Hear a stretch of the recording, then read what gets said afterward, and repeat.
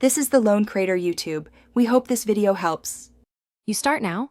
Unplug the Usha and remove the presser foot and needle so you can see tension discs and bobbin case clearly.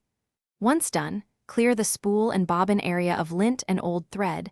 These obstruct tension. Thread the top spool and bobbin slowly following the exact Usha path. Make sure thread seats between the tension discs. Set the dial to mid-range, typically 4 or 5, to establish a neutral baseline before fine adjustments. Now test. Sew several stitches on scrap fabric matching your project weight. If top thread loops on the bottom, incrementally increase top tension. If bottom loops on top, decrease it. Make 1/4 turn changes and try again. Small moves reveal cause. Meanwhile, open the bobbin case to clean lint and check the bobbin tension screw. A loose or rough bobbin will mimic top tension issues. Once you see balanced interlocked stitches between layers, you note finish by fine-tuning.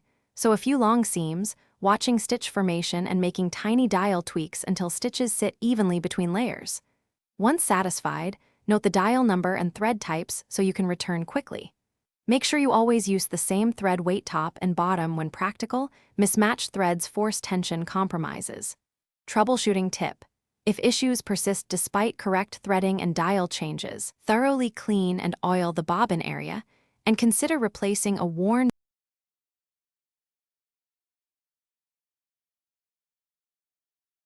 Thanks for watching.